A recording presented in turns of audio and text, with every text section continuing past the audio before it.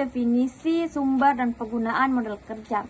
Rasio sumber dan penggunaan modal kerja adalah rasio yang digunakan untuk mengetahui dari mana penggunaan memperoleh modal kerja atau sumber dan kemana modal tersebut dialokasikan atau penggunaan dalam satu periode akuntansi.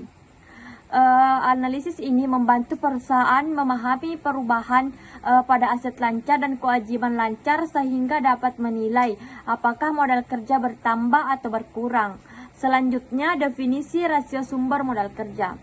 Rasio sumber modal kerja adalah ukuran yang menunjukkan berbagai aktivitas dan atau transaksi yang menyebabkan bertambahnya modal kerja perusahaan. Sumber modal kerja biasanya berasal dari peningkatan aset lancar, penurunan kewajiban lancar, tambah modal dari pemilik maupun aktivitas operasional yang menghasilkan kas. Dengan mengetahui sumber modal kerja, perusahaan dapat memahami dari mana dana likuid diperoleh dan bagaimana kontribusinya terhadap kelancaran operasional. Selanjutnya, definisi rasio penggunaan modal kerja.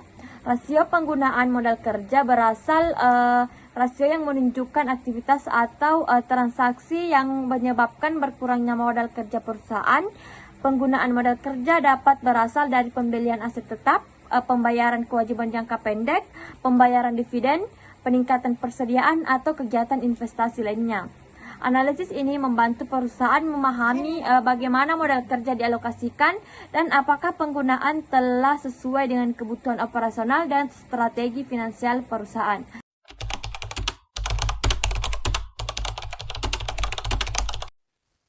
Jenis-jenis rasio sumber dan penggunaan modal kerja.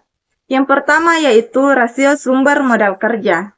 Rasio ini digunakan untuk mengukur seberapa besar modal kerja perusahaan bertambah dari aktivitas tertentu dalam suatu periode. Semakin tinggi rasio ini, semakin kuat kemampuan perusahaan menciptakan modal kerja guna mendukung operasi dan ekspansi. Rumusnya yaitu sumber modal kerja sama dengan kenaikan modal kerja bersih. Kenaikan modal kerja bersih sama dengan aset lancar dikurang kewajiban lancar tahun ini, dikurang aset lancar kurang kewajiban lancar tahun lalu. Yang kedua yaitu rasio penggunaan modal kerja. Rasio ini mengukur seberapa besar modal kerja berkurang akibat aktivitas perusahaan. Penurunan modal kerja dapat terjadi karena pembelian aset tetap, kenaikan persediaan, pembayaran utang, atau penurunan kas. Rumusnya yaitu penggunaan modal kerja sama dengan penurunan modal kerja bersih. Penurunan modal kerja bersih sama dengan aset lancar dikurang kewajiban lancar tahun lalu, dikurang aset lancar dikurang kewajiban lancar tahun ini. Yang ketiga yaitu rasio perubahan modal kerja. Rasio ini memberikan gambaran umum mengenai selisih total modal kerja antara dua periode. Nilai positif berarti ada peningkatan, sedangkan nilai negatif berarti ada penurunan. Rumusnya yaitu perubahan modal kerja sama dengan modal kerja bersih tahun ini dikurang modal kerja bersih tahun lalu.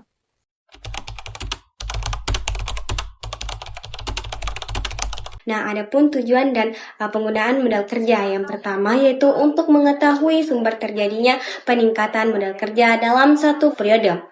Analisis ini membantu perusahaan mengidentifikasi aktivitas apa yang menyebabkan modal kerja bertambah, seperti peningkatan pendapatan operasi, pertumbuhan kas dari aktivitas usaha, dan ketiga penerimaan piutang penjualan aset yang tidak produktif atau penambahan modal dari pemilik.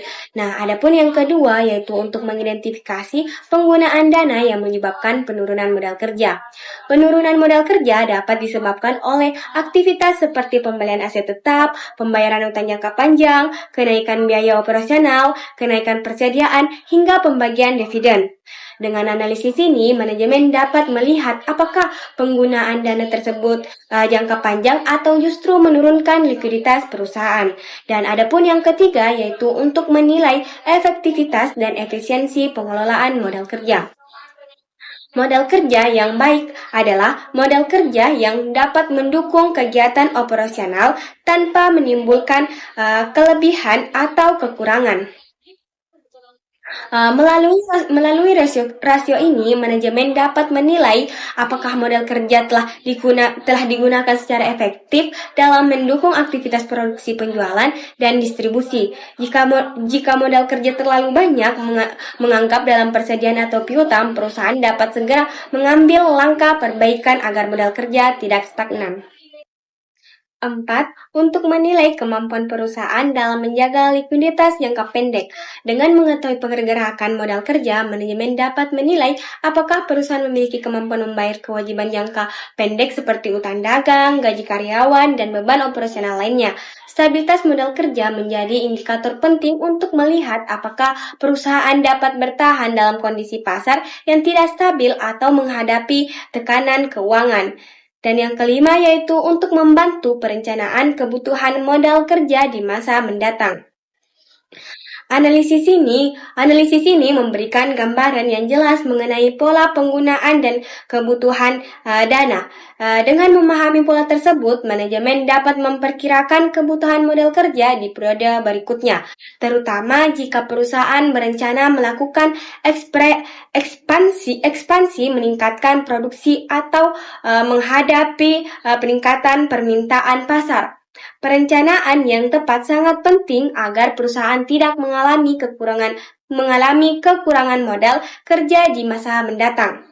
Dan yang keenam yaitu untuk mendukung pengambilan keputusan strategis dalam pendanaan dan investasi.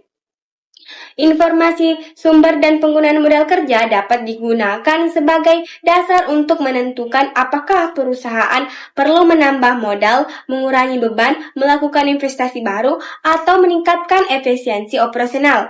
Analisis ini membantu manajemen melihat bagaimana yang harus diperbaiki dan langkah apa yang harus dilakukan untuk menjaga kestabilan keuangan perusahaan secara jangka panjang. Dan yang ketujuh yaitu untuk memberikan gambaran tentang kesehatan arus kas perusahaan. Perusahaan modal kerja berhubungan erat dengan arus kas. Dengan mengetahui sumber dan penggunaan modal kerja, perusahaan dapat melihat apakah arus kas masuk lebih besar daripada arus kas keluar. Analisis ini membantu perusahaan menghindari resiko likuiditas dan memastikan operasi berjalan tanpa hambatan.